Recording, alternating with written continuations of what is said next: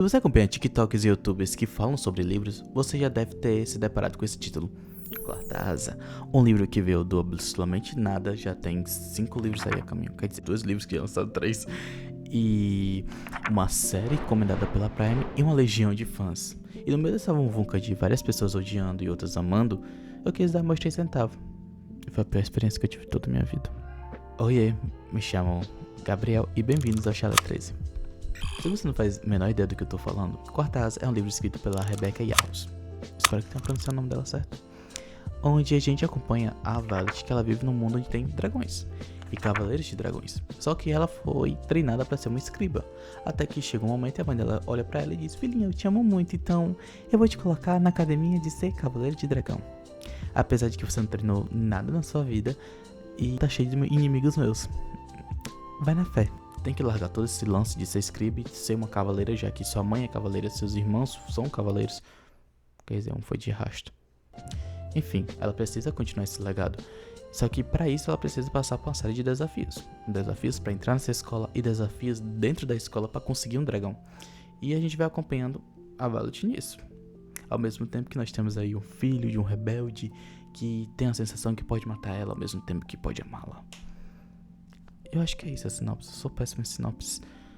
Apesar da minha explicação horrível, porque eu sou péssimo nisso, a história tem uma premissa interessante. Ela não é de toda ruim.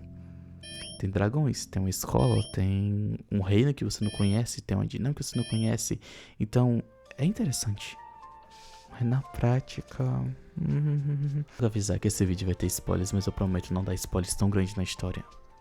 Vou tentar passar por cima o mais rápido que eu puder, só para mostrar meus pontos. E que os comentários estão abertos para opiniões. Caso você não concorde comigo e queira expressar sua opinião, comentários estão abertos. De forma respeitosa, tá bom? E sem matar ninguém, sem xingar a mãe de seu ninguém. Tá certo? Então, eu separei alguns tópicos e por que não começar com nossa protagonista, a Violet. A Violet é apresentada pra nós como uma menina que... ela não quer ir pra lá, obviamente. Ela treinou toda a sua vida pra ser uma escriba e do nada vem a mãe dela e manda ela ir pra lá e ela tem que ir. E são coisas mortíferas a qual ela nunca pensou em passar na sua vida e ela nunca foi treinada. E você até entende, em certo momento, essa relutância dela de ir. Só que é uma personagem tão sensal. A autora, ela tenta dizer que a Violet é uma personagem que ela tem dificuldades. Ela tem dificuldade nos ossos. Ela tem várias dificuldades, as pessoas vão ficar dizendo pra ela que ela não vai conseguir. E a autora tenta botar isso como uma causa da personagem lutar.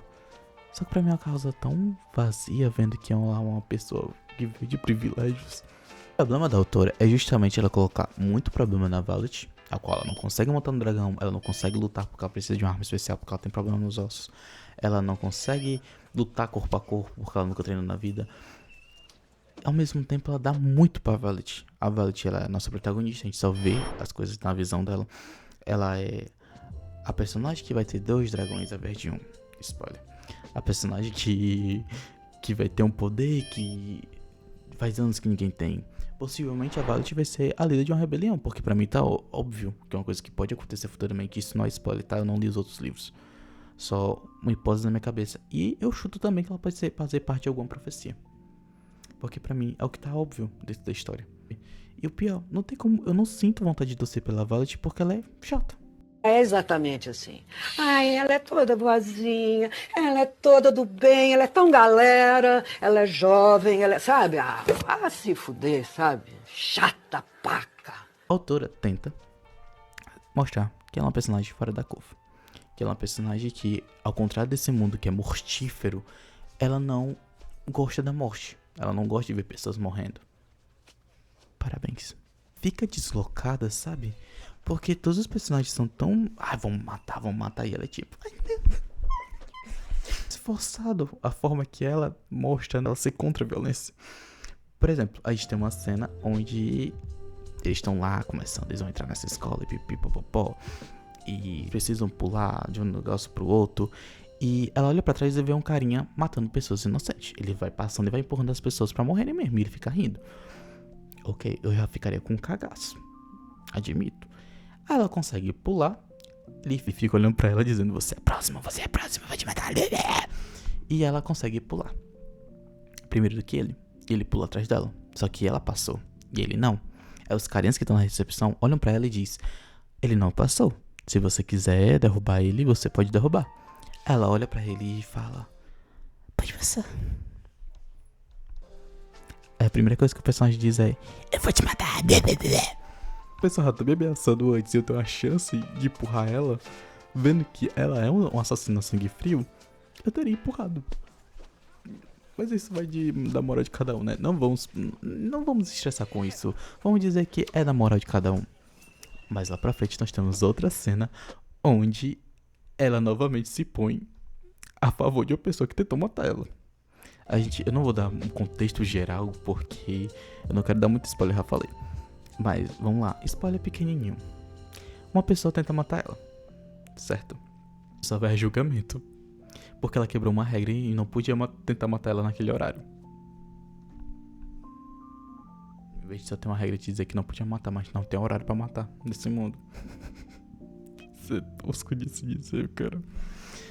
Aí a personagem vai pra julgamento, vai ser morta, e a Violet fica: não, por favor, não matem ela, a gente podia ser amiga, não. A amiga, ela tentou te matar a sangue frio. O livro todo fica dizendo que a Violet, ela é muito inteligente. Motivos pela qual a Violet é inteligente: ela veio um bando de rebelde reunido e ela não relata pra ninguém, como uma boa patriota. Se começar uma rebelião, ela viu acontecer e ficou de bico calado. Inteligentíssima. A inteligência dela vai também em outros meios, né? Tipo, ela não sabe lutar. E a forma que ela a lutar é envenenando o oponente lá. Vai lá e faz alguma coisa, a pessoa tem uma crise alérgica, ela bate na pessoa e a pessoa é derrotada. Só que no campo de batalha, como isso ia funcionar? Miss inteligente. Eu até entendo ela ser inteligente, porque todo mundo nesse livro parece ser muito burro pra ela. Tipo, ninguém avisa que é estranho que todo mundo que luta com a Violet tem uma crise alérgica. Ela é uma personagem que a autora, ela botou tanto na personagem. Eu repeti 2 vezes personagens, enfim. A autora colocou tanto nela que você não tem vontade de torcer por ela, porque você já entende que ela vai se safar. Afinal, ela é o único ponto de vista do livro todo, é o dela. E é um ponto de vista tão centrado em si pra uma pessoa inteligente. Ela não explica a geografia do local, nada sobre a sociedade a qual ela vive. A gente fica à mercê de nada. O livro, ele tem tantas páginas e a gente fica andando em círculo porque a Violet, ela não tem outras coisas pra focar. Porque o foco é sempre nela. Em tudo tem que ser sobre ela. Os personagens precisam focar nela. E ela é muito pra essa história, porque não deixa espaço pros outros personagens. Falar sobre o par romântico dela, o Xaden. Se escreve com X, né? E o pessoal fala que é Xaden. Eu chamava de Xaden. Ele é um personagem que é o par romântico dela, né? Todo mundo diz: fique longe dele. Par romântico. E eu não tenho muito o que falar sobre ele dentro desse primeiro livro. Ele era pra ser um enemies to lovers, só que desde o momento eles começam a se ajudar. E é isso. Ele é meio resumido a um personagem que ele é feito pra dar prazer pras meninas, se é que vocês me entendem. Ele é um colírio pros olhos, ele é um personagem que ele é tudo que você quer, sabe? Ele é forte, ele é charmoso, ele te apoia quando ninguém te apoia, ele é um gostoso, ele vai estar ao seu lado mesmo que você mate ele. E é isso. Esse é o resumo do personagem. Eu não tenho muito o que diferenciar ele dos outros personagens de outros livros de fantasia que eu já li. Pelo menos nesse livro, tá bom? Antes que vão me xingar: meu Deus, mas no livro 3 eu não vou ler 3 livros pra entender esse personagem. Desculpa, mas eu não vou. Que foi um problema da escrita da autora, que ela focou muito na protagonista, esqueceu que o universo poderia ser mais amplo. Isso reflete até nos outros personagens, nos amigos da protagonista. Nós temos personagens que eles só aparecem quando a Violet precisa desabafar, falar sobre alguma coisa, fofocar. Eles aparecem, mas tirando isso, que diferença faz? Nenhuma. Você se apegar para algum personagem secundário desse livro, você precisa se forçar muito, porque você vai forçar seu cérebro a criar uma história que a autora não criou para que você se apegue nele. Nesse primeiro livro. Até que tinha muita representatividade nesse livro, LGBTQ+. Tem. Só que ela mal mostra. É tipo, assim, Disney. Fulana dormiu no quarto de ciclano. Fulano e ciclano tá namorando, mas nunca mostra beijo. Ela poderia ter dividido melhor isso e ter mostrado outros personagens pra que a gente ficasse mais inteirado na história e tivesse mais coisas pra ver ou pra querer saber futuramente. Só que não existe. Não tem. E eu vou dar dentro pra dois personagens que é o Jack e o Dan, que são o mal encarnado. Esse não é um problema unicamente da Rebecca, eu acho que é o problema de vários autores, que é colocar os personagens pra ser o mal encarnado em tudo. Eles são personagens que vão fazer as maiores atrocidades que a autora quiser escolher na cabeça dela e colocar eles pra fazer. É um traidor? Vai ser ele. É um assassino? Vão ser ele. É uma fala homofóbica? Vai ser ele. É uma fala machista? Vão ser eles. E cansa um pouco porque dá muita sensação para as pessoas que lê é que o mundo é muito preto no branco. Não existe cinza, sendo que nós somos pessoas. Nós somos seres cinzas. A gente tem atitude que vai machucar pessoas. A gente tem atitudes às vezes que não vão condizem. Às vezes a gente tem atitudes que não condizem com o nosso eu. É só um impulso que a gente dá. Mas enfim, eu acho que isso é um papo pra outro vídeo pra gente falar sobre isso, porque não é unicamente desse livro. Pra mim, série, livro e filme tem muito desse mal. Até mesmo esse Dan, ele é um personagem que ele fica sem função. Parece que a autora queria uma coisa e foi morrendo. E eu vou falar isso mais pra frente. Ele é um personagem que ele deveria estar ali pra ser amigo da Violet, só que ao mesmo tempo, que amizade é essa que vive indo contra você? E por motivo besta, ele só não acredita nela e ponto. Em nada, ele não acredita nela em nada. Ele não acredita que ela é capaz, não acredita que ela fale a verdade, ela não acredita nela e ponto. Que amizade é essa? Pelo amor de Deus. E o Jack, novamente, ele é o assassino, ele mata, ele fica direto. Desculpa essa minha imitação, tá bom? Eu sei que você vai ter pesadelo com isso. Besta, é infantil. Eu não sei, o livro tenta mostrar que ele é muito político, só que os... Vamos falar logo sobre a escrita. Eu tenho muita ideia de que livros que têm uma escrita boa conseguem mascarar muito bem os seus erros. Não é o caso desse livro. Escrita às vezes funciona em certas pessoas e outras não, tá bom? Talvez eu seja burro. Falaram que tipo, o livro era muito viciante, que você começava a ler e você não conseguia largar. Pra mim era o contrário, eu fazia de tudo pra largar esse livro. Eu resolvi fazer uma faxina geral só pra não ler esse livro. E você deve estar se perguntando, nossa, você é muito amargurado, por que você não largou? No hino do nosso país tem lá escrito: verás que um filho teu não foge à luta. E eu não fugi. Eu só tenho 2 livros abandonados toda a minha vida. Eu tenho fé que um livro que eu não gostei no começo pode dar uma reviravolta e eu amar no final.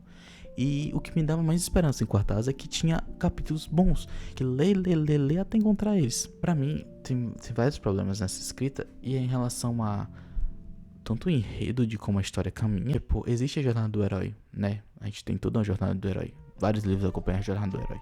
E esse livro, ele é tão uma coxa de retalho que ele poderia ter ido pra jornada do herói. Só que a autora não fez, e se fez, eu achei bem mal feita, sabe? A gente só tem uma personagem que fica andando em círculos, até que ela encontra um vilãozinho, um aleatório no final, e conclui a história do primeiro livro. E o pior é que ele tem muita página. Ele deveria andar pra algum canto, ele deveria te mostrar alguma coisa, só que não mostra. É um livro grande, que não te explica a sociedade, não te explica a religião, não te explica como esse reino funciona, a economia, as guerras, não te explica nada direito, te dá várias palavras meia boca, e no final te entrega um vilão. Só. Enquanto isso, você vai ter que acompanhar mais de 300 páginas dessa personagem só se lascando na vida e tentando aprender alguma coisa, só que ela é sugamunga. Aí fica difícil de você... Desculpa, Violet, não foi pra mim. Quem se identifica com a Violet, por favor, nem chegue perto de mim, porque eu não vou te aguentar. De verdade, eu não vou te aguentar. Sem brincadeira, esse livro teve uma hora que começou a falar tanto palavrão, e olha que eu nem me incomodo com palavrão, que eu fiquei me sentindo uma mulher conservadora. Eu tava pronto pra ir nos quartéis. Eu sou mulher conservadora brasileira. Tem um parágrafo dele que é... literalmente, porra. E o pior, que chegou um momento que só começou a repetir o mesmo palavrão pra tudo. Se for raiva, alegria, tristeza, era o mesmo palavrão. Amigo, vem pro Nordeste que a gente te ensina como é falar palavrão. E olha que eu nem falo. Só que a forma que é escrita no livro me deixou com vergonha alheia. Eu ficava... E não é só isso, mas a autora ela tem uma brilhante ideia, gostosa e saborosa de te contar coisas que você não viu. O livro ele acompanha um ano da Violet. Nesse um ano aconteceu coisas. A Violet ela te oculta dessas coisas. E você só descobre quando ela quer te contar o que aconteceu. Como a gente tem várias cenas de figurantes que não tem fala. E quando ele abre a boca você já sabe que ele vai morrer. Porque é o que acontece. O figurante ele não tem fala. Ele abre a boca, na página seguinte ele morre. E a Violet fica: ai meu Deus, eu tô tão triste. Eu estudava com ele na aula de história. Ele sentava do meu lado. Ai meu Deus, eu tô tão triste. Ele tinha um sorriso tão lindo. Ai meu Deus, eu tô tão triste. Ele era tão inteligente. E você não viu nada desse personagem. Você só vê ele morrer. E a Violet fica choramingando e você fica sem entender porcaria alguma. Não só isso, mas tem até uma cena finalzinha que ela começa a falar sobre os amigos dela e fala que a melhor amiga dela ficou terminando o ano todo enquanto a namorada terminava e voltava. Eu não lembro disso. Eu não sei se foi minha cabeça apagou. Não sei se eu dormi no meio dos parágrafos. Só que eu não lembro disso. Desse mesmo tempo que ela fala que um amigo deles começou a pegar um professor, se eu não me engano. E eu fiquei, por que isso não mostra, sabe? Coisas interessantes. Ele seria a nossa próxima área. Sabe? Isso não mostra. E além disso, nós temos o quê? Vários plots que eu não vi da escrita. A gente tem esse Enemies to Love da Violet dos Jaden, que deveriam se odiar, porque ele é filho do líder rebelde e ela é filha da mulher que matou o pai dele. Só que desde o primeiro momento eles estão querendo se comer. Eles se olham querendo se comer. Tudo bem, tá tudo bem. Só que você percebe que é uma ideia morta, tá? No meio do caminho. A gente tem o Dain. Inclusive, você tem pessoas com um nome tão estranho que, pelo amor de Deus, parece que ela bate assim a mãozada no teclado pra escrever. É pra ser o melhor amigo dela, ao mesmo tempo ser uma parte de um futuro triângulo amoroso, só que pra mim é uma ideia que remorre no decorrer do livro, porque ele se torna só um personagem que ele é feito pra ser insuportável. Ele aparece só pra ser insuportável. Ele é tão insuportável que você, quando ele aparece, você já dá vontade de entrar no livro e só socar a cara dele. A autora, eu não sei como ela fez a proeza de criar um personagem tão insuportável, um personagem que mal aparece. Quando ele aparece pra ser a pessoa mais chata da face da terra. Ele parece, eu não sei, parece um cobrador direto. Violet, vamos embora, aqui não é teu lugar. Violet, como assim você disse que fulano tentou te matar? Isso é mentira, Violet, eu não acredito. Violet, você é muito fraca. Pelo amor de Deus, meu filho, ele queria pegar o namorado da menina. Pronto, por isso que ele queria que ela saísse de lá. Porque ele olhou pra ela e disse: concorrência, não quero, vá pra cá, vá pra parte da égua. O pior primeiro capítulo que eu já li em toda a minha vida tá nesse livro. Eu não sou de escrever em livros. Eu comecei esse vício a partir de Quarta Asa. Se há de escrever porque eu odiei o primeiro capítulo desse livro. Novamente, gente, eu continuei porque eu tinha esperanças. Mas ele é um primeiro capítulo muito ruim porque ele meio que te conta toda a história. De tudo que vai acontecer. É óbvio que você não vai acertar tintim por tintim. Ela ia conseguir passar nessa escola. Óbvio. Obviamente ia ser o destaque, porque eu ia ficar falando que ela não seria o destaque. Obviamente ela ia pegar o garoto que a irmã dela disse que era pra ficar longe. Existem coisas também que se salvam nesse livro, sabe? Existe, por exemplo, eu gosto do casal. O casal é interessante, o casal não é de todo mal. Então, eu vi Felipe Neto reclamando dos hot desse livro. Pra quê, cara? Os hot desse livro são a melhor coisa. Você não sabe se eles vão chegar lá ou se vão começar o fim do mundo. Se vão... Eles começam a tacar raio, fogo, sombra, luz, treva. Emocionante. Muito emocionante. Ela tem várias ideias que vão se acumulando e ela se perde um pouco. Vamos lá de um spoiler grande, tá bom? A menina tem um dragão que para o tempo. E mesmo parando o tempo, ela deixou um amigo dela morrer. Você pode estar dizendo: não, mãe Gabriel, mas ela não queria usar porque o dragão ia ficar fraco e pipipopó. Mas no final ela usou e o menino morreu do mesmo jeito. Eu não entendi pra que ela usou. Ela usou de forma burra o poder dela. Dito isso, vamos pra construção de mundo.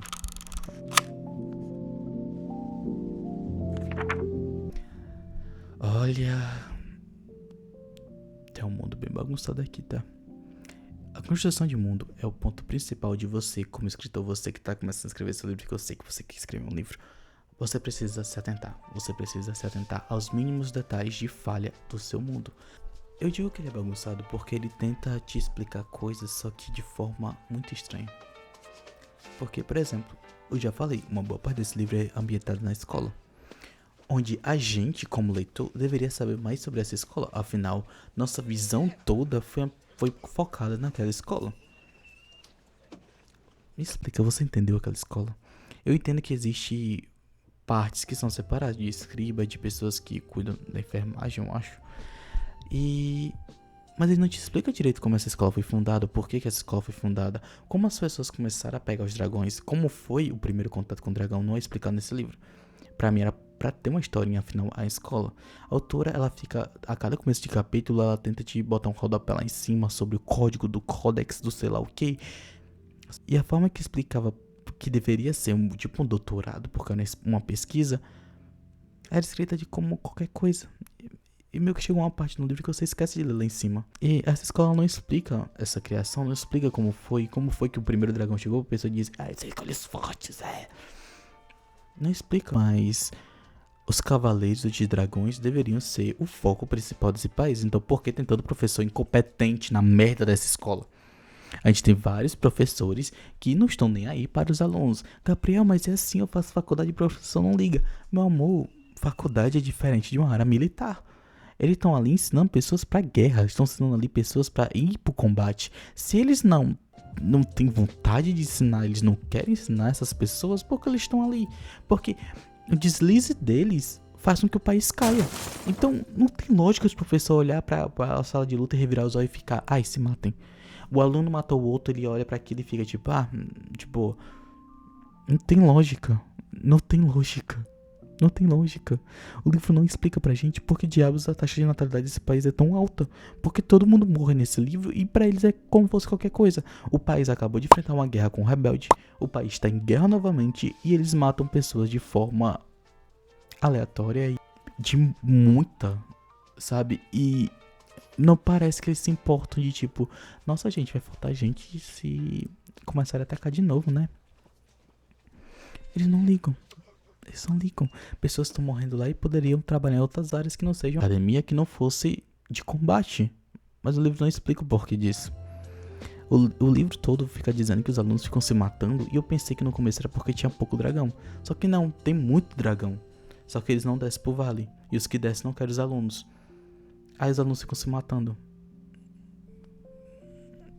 Daqui, mesmo que o aluno consiga o dragão, o outro aluno que não conseguiu, ele tem um prazo pra matar a pessoa e conseguir o dragão dela. Você acha que esse aqui eu só tô implicando? Vamos lá, vamos falar pra mim. O melhor plot twist desse livro é quem criou essa lei. Os rebeldes estão dentro dessa área militar altíssima do governo. Os filhos dos rebeldes. Pessoas que seus pais foram mortos por se rebelar contra esse reino. E eles foram marcados. Eles têm uma marca lá que eles não podem se reunir, pipipopopó, não pode se reunir porque o rei fica sabendo, mas de alguma forma, não explica como, eles conseguem se reunir. Parece que eles têm que mandar uma pessoa pra sei lá onde, aí eles conseguem se reunir, e eu não sei como eles descobriram isso. Não explica também. Quantos tiveram que morrer pra descobrir isso. Enfim. Eles estão lá, filhos de rebeldes, são marcados e eles são obrigados a participar desse torneio aí, que é subir nessa montanha, quando chegar lá tem 1000 desafios, tem que pular na pedrinha, tem que pular de sei lá onde, tem que fazer sei lá o que, tem que o Silvio Santos dizer arrói, e foi. Conseguirem passar por tudo isso, eles têm moradia, um emprego, poder, um dragão a qual o governo não pode controlar e eles nem sabem o que tamanho, qual poder você vai ter, e você vai aprender combate. Você vai aprender a estratégia desse governo e você pode subir de cargo. Me explica qual é a lógica. O rei literalmente deu o poder dele pra eles, pra manipular os filhos dos rebeldes entre si, se manipularem e se juntarem pra ir contra o governo. E não só isso, mas a oportunidade de chamar mais gente pra ir contra esse governo. Porque parece um governo frágil, um governo idiota. Eu também iria contra esse governo. Por que? Quem criou isso? Por que a pessoa criou isso? Pelo amor de Deus, que o rei tem várias pessoas contra o rei. E se foi o rei que criou isso, ele é contra o próprio reino. Ele não quer reinar. Por que tu entregou logo a coroa? A própria Violet, dentro dessa escrita, o irmão dela morreu na guerra. E ela facilmente, ela se vê a favor dos rebeldes. Tipo, ela fica meio assim, eu vou, não vou. Mas você percebe que ela tem empatia pelos rebeldes. Teu irmão morreu, amiga. Agora vamos pro lado meu, que não é só da Rebeca, mas de vários autores de fantasia, que é religião. Gente, você que tá escrevendo um livro, E eu sei que você não quer focar em religião porque você acha uma besteira, mas religião fala muito sobre a pessoa e a sociedade que ela tá inserida. Pessoas que acreditam demais, existem pessoas que acreditam quase nada, existem pessoas que acreditam em nada. E isso vai moldando a pessoa de acordo com onde ela está inserida, sabe? Religião diz muito sobre uma pessoa, do que ela acredita, nas esperanças dela, e você cortar isso, ou você usar de maneira tão desleixada, não entende a sociedade. Porque a gente, olha o Brasil, sabe? Olha ao seu redor, para de olhar para gringo, olha ao seu redor. A gente tem um país que era para ser laico, nós temos várias religiões, mas será que todas as religiões têm o mesmo direito, têm a mesma voz? Como essas pessoas de certa religião se comportam com pessoas de outra religião? Como é que os ateus se comportam entre essas religiões? Isso é uma construção de personagem com personagens que acreditam ou não acreditam nessa religião. Você ficar usando um deus aleatório e dizendo, ai, fulano orou pra deus sei lá o que, é uma fala meio besta, porque você não explica essa religião e você nem mostra como são os cultos, no que eles acreditam, no como é essa vida, como é essa mitologia. Você não explica nada. Falta de religião no mundo significa com a falta de esperança dentro desse mundo. Se você for parar para analisar, é uma forma que o governo não quer que você tenha esperanças, que você não preze sua fé em algo, você não acredite em algo. E os autores de hoje em dia esquecem disso. É meio triste, pra falar a verdade. Eu acho que o que falta em Quarta Asa é ter um pouco de repertório, eu diria. Ela poderia ter pegado certas sociedades antigas, estudando um pouquinho sobre reinos antigos e ter trazido um pouquinho à tona, porque isso também dá curiosidade pra você como leitor de ir lá e procurar. Pelo amor de Deus, não faz de forma estereotipada, tá? Por que você tá falando isso? Todo mundo tem que fazer isso? Não, mas quando você tem uma religião, um reino, um povo que você colocou como inspiração pra escrever, te dá uma carga maior pra sua história. Você escrever sobre nada é meio vazio. Pegar algum desses contos antigos como exemplo, fazer um repertório para sua história e te trazer mais camadas para ela, se você souber trabalhar isso. Com que esses leitores tenham vontade de saber mais e procurar sobre. No final do dia você percebe que Quarta Asa não tem muito o que falar, porque os rebeldes não são foco nesse primeiro livro. A Violet é o foco. Mas qual é a história da Violet? É sobre a garota que não conseguia nada e ela de repente começa a batalhar e conseguir ser mais forte. Eu não vejo isso. O livro ele é meio que vazio. É uma história que ela não tem muito pra onde ir. A autora quer te falar sobre uma personagem, só que a personagem não parece muito ter o que evoluir. A Violet já veio de um mundo privilegiado e a forma que a autora tenta tirar seu privilégio é dizer que ela tem problema nos ossos e as pessoas não acreditam nela. Jura? A autora não explica como essa sociedade é feita ou qual é a diferença entre a Violet e a melhor amiga dela que veio de um vilarejo e a Violet que veio de uma patente alta. Não tem essa diferença, elas não chegam, vão conversar. Gente, eu passava fome, tu passava fome, tu comia barro. Não fala sobre a fome desse reino, apesar de ter várias guerras. Não fala sobre a economia desse reino. O livro ele não tem muito o que falar. E são 540 e poucas páginas. E se irrita, porque é um livro que ele quer ser grande, mas não tem o que te contar. E não é nem por não ter, é por não querer te contar. Esse é um problema de muitos escritores. Eles querem escrever livros enormes sem ter o que dizer. Ou sem querer dizer. Aí fica difícil de acompanhar.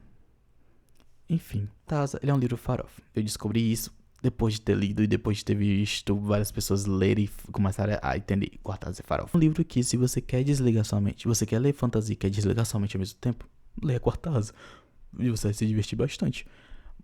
Ele é um livro que você não tem que levar a sério. E quando você leva a sério, você se irrita. Igual eu fiz. Mas ao mesmo tempo ele é um livro que ele é uma coxa de retalho de várias outras histórias que já foram contadas. E assim, vamos falar bem baixinho aqui comigo. Se a gente pegar o final de A Rainha Vermelha e de Quarta Asa, eu não gosto de só reclamar e não dar soluções, mas pra mim algumas soluções seriam interessantes. Primeiro, a Violet ser pobre e fudida, porque a gente ia se identificar.